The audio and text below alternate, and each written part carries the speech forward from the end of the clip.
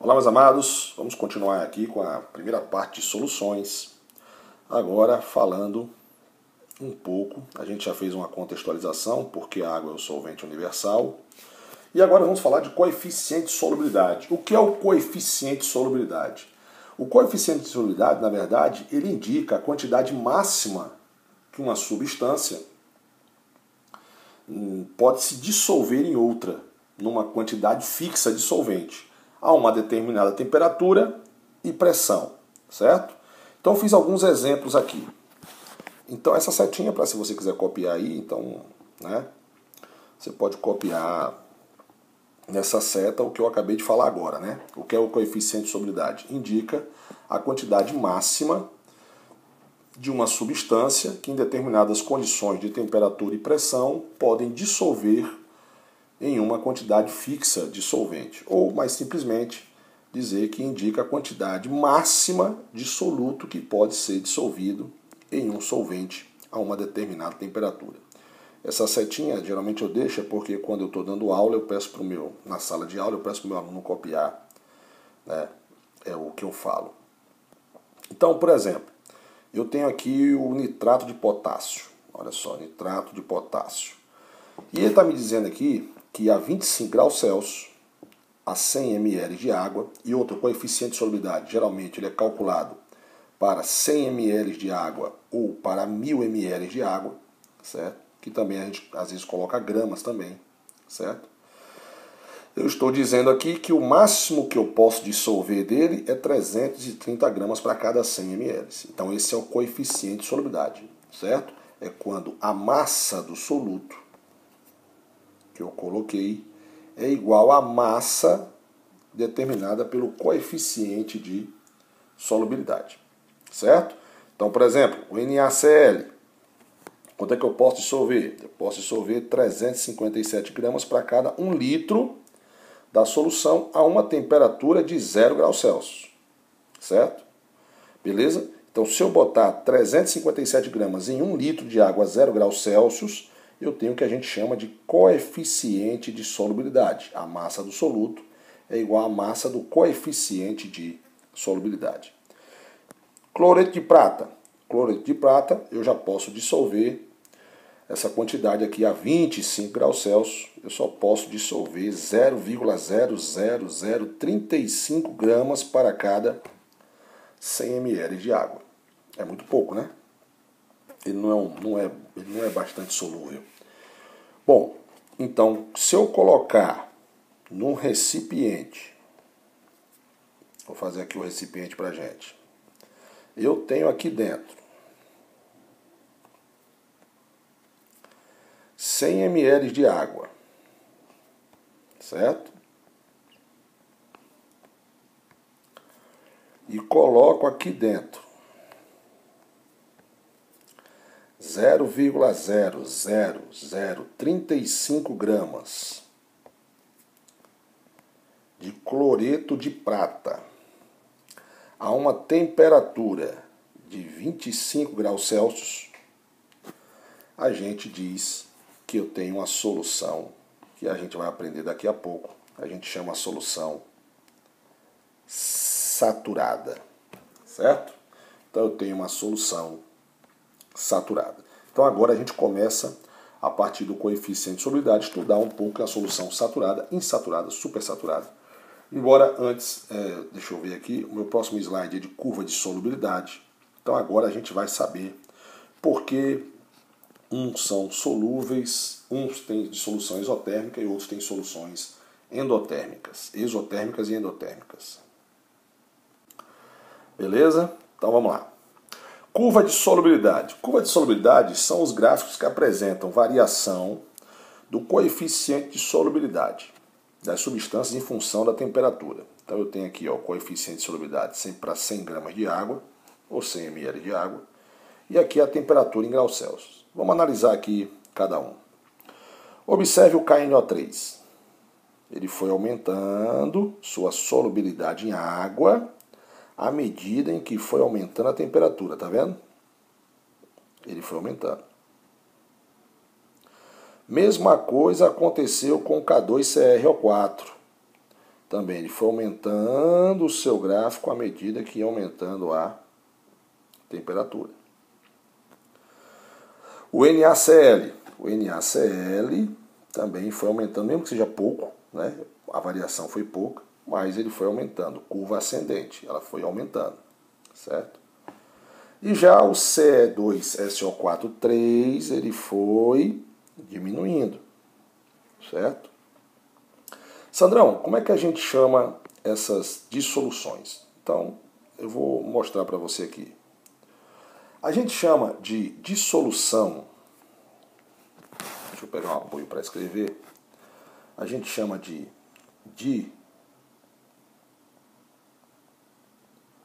dissolução endotérmica.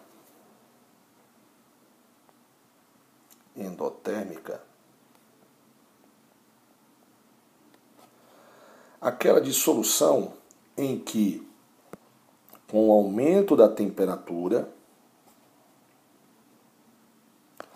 houve um aumento no coeficiente de solubilidade, certo? E, logicamente, se você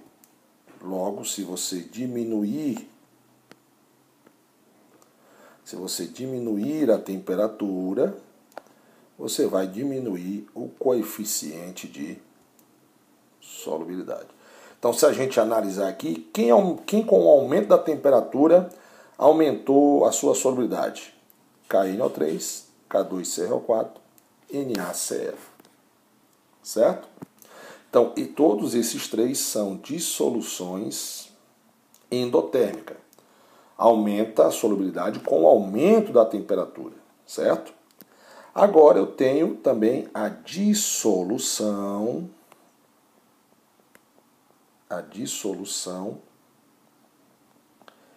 exotérmica, certo? O que é uma dissolução exotérmica? É justamente ao contrário, aquela que com o aumento da temperatura, ela diminui o coeficiente de solubilidade. Logo, se você diminuir a temperatura, você aumenta o coeficiente de solubilidade. Exemplo que nós temos aqui, Ce2SO4,3. Esse aqui é o sulfato de cério, ou sulfato ceroso, certo? Então, o sulfato de cério, ele tem uma dissolução exotérmica, porque observe que o gráfico dele foi diminuindo à medida em que a temperatura ia aumentando. Então agora vamos saber os porquês também que isso ocorre, certo? Então vamos lá. Sandrão, dissolução endotérmica, né? Dissolução endotérmica. Como é que ela ocorre a dissolução endotérmica? Na dissolução endotérmica, meu amigo, eu vou escrever aqui para você ir acompanhando nossa aula, certo? O soluto se dissolve absorvendo o calor do solvente. Então, o soluto absorve calor do solvente. Certo? Então, o soluto se dissolve absorvendo o calor do solvente. Ok? Isso quer dizer o quê, Sandrão? Isso quer dizer algumas coisas. Por exemplo, isso quer dizer que o aumento da temperatura, certo? Favorece. Isso quer dizer que o aumento da temperatura favorece a dissolução do soluto. Então, isso aqui favorece a dissolução do soluto. Então, quanto maior a temperatura, mais quantidade de soluto você vai poder se dissolver para aquela mesma quantidade de água. Certo? Outra observação, a solubilidade aumenta, certo? A solubilidade aumenta justamente, eu vou até apagar aqui, porque para você não confundir, vou botar duas setinhas assim. Então, A solubilidade aumenta com o aumento da temperatura. Então, se a gente voltar lá, você vai ver aqui no gráfico, ó. Vamos pegar o Na aqui, ó. Então, você tinha 80, quando aqui era quase 40, 100, quando você tinha mais de 40, 120. Você vê que a quantidade de soluto foi aumentando com o aumento da temperatura, beleza? Então, a solubilidade aumenta com o aumento da temperatura, certo? E a solução como um todo, a solução, porque ela absorve calor do solvente, né? A solução como um todo, ela vai ficar fria, certo? Existe, né, aí no mercado, né, essas compressas instantâneas, né? Essas compressas frias que você bate nelas, né? Estoura. Aqui dentro tem um sal, né? E a água de solução dela é endotérmica. E aí quando você bate, ao aperta o saco, né? O saquinho aí ocorre a mistura desse soluto, que tem dissolução endotérmica, certo? Em água. E aí, como a solução como um todo fica fria, a solução fica fria, certo? Porque esse sal que está aí, os caras já sabem que é um cara que tem uma dissolução, que tem uma dissolução endotérmica. Então, quando você estourar o saquinho, que misturar esse sal com a água, certo? A solução vai ficar fria. É como se eu tivesse dentro daquele saco nitrato de potássio, certo? Beleza? Bom, dissolução exotérmica, tudo o contrário da outra, correto? Dissolução exotérmica, né? Então, é aquela que o soluto,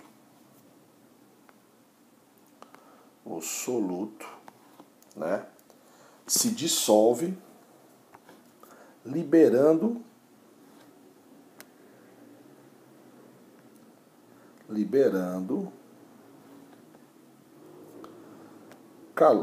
calor para o solvente.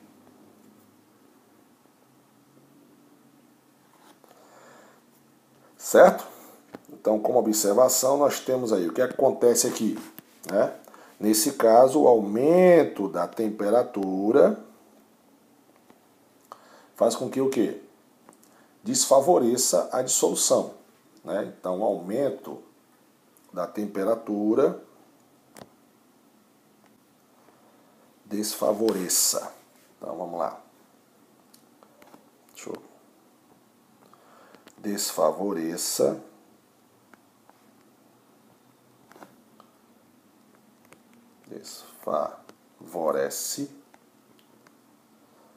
a dissolução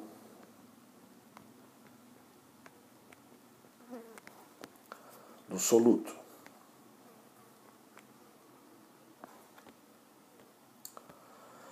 Outra observação, a solubilidade diminui com o aumento da temperatura. Então, se você aumentou a temperatura, a solubilidade diminui. Que é o caso aqui, ó, do nosso amigo aqui, ó, né?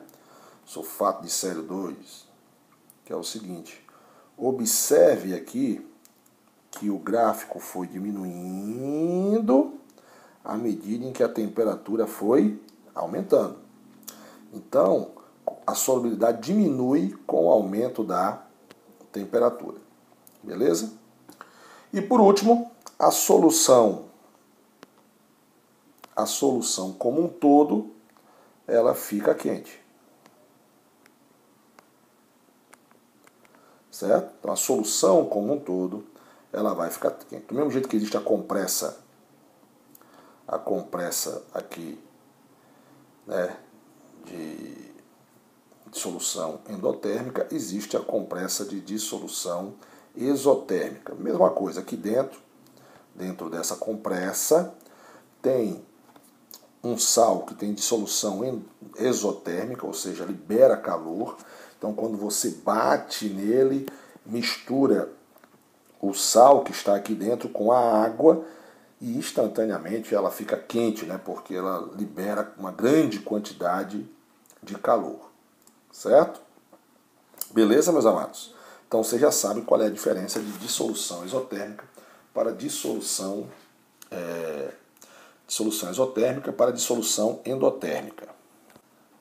Lógico que esses pacotinhos aqui, né? Só para a gente lembrar, esses pacotinhos aqui, eles só servem durante um período, né? Porque depois da mistura eles são descartáveis, né?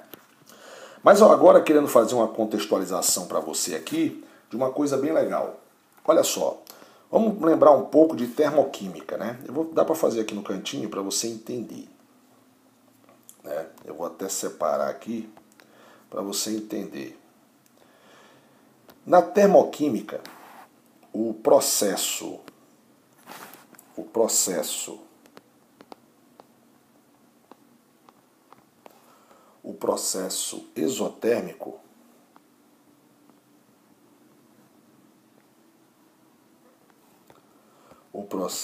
exotérmico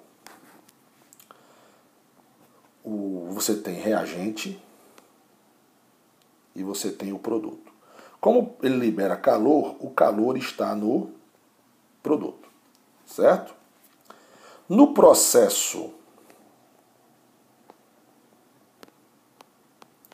endotérmico,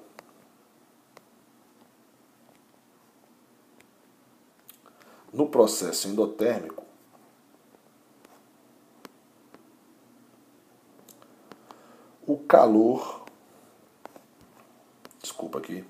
calor está no reagente.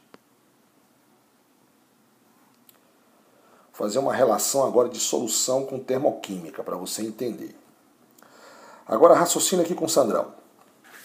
Lembra da lei de Le Chatelier, né? Se eu aumentar no reagente, se eu aumentar a concentração do reagente, eu desloco no sentido contrário, ou seja, eu vou deslocar para o produto.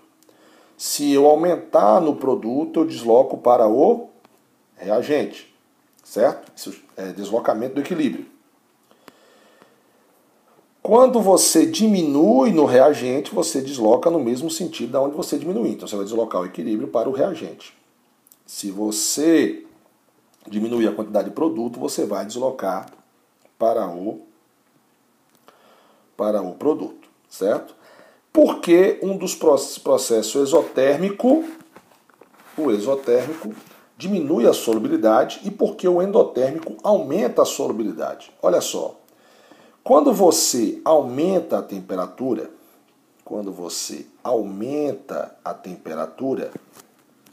você está fornecendo calor para a reação. Concorda comigo? Lógico, se você está aumentando o calor que está no produto, porque é um processo isotérmico, você vai deslocar esse equilíbrio para onde? Você vai deslocar o equilíbrio para a esquerda, para onde está ocorrendo o quê? Os reagentes. E quando você desloca para o reagente, você não está colaborando com a solubilidade, certo? Então a solubilidade está diminuindo. Olha que massa, certo? Então, equilíbrio químico e termoquímica também, certo? Como é que eu escrevo uma reação exotérmica? Reagente formando produto e calor no produto. Se eu estou fornecendo temperatura para a reação e o calor é liberado, o calor está no reagente, logicamente eu vou deslocar o equilíbrio para o reagente, porque lei de Le Chatelier, aonde você aumentar a concentração, você vai deslocar o equilíbrio no sentido contrário, certo? Agora, se fosse o processo exotérmico, você aumentou a temperatura, então você está fornecendo calor, olha só. E esse calor está onde, meu amado? Esse calor está no reagente, então você está aumentando a quantidade de calor no reagente. Então você vai deslocar o equilíbrio para onde? No sentido contrário do aumento. Então você vai deslocar para a direita. E o que é que eu tenho na direita? Na direita eu tenho o produto, então o aumento da temperatura favorece a solubilidade, por um dos motivos está aqui, ó, porque você desloca o equilíbrio no sentido dos produtos, aumentando a solubilidade. Olha que legal, certo? Então agora você também já sabe um dos motivos do processo exotérmico. Quando você aumenta a temperatura, você diminui a solubilidade. E por que quando você aumenta a temperatura no processo endotérmico, você aumenta a solubilidade. Beleza? Ok, meus amados? Voltamos daqui a pouco com continuação dessa parte 1 de soluções.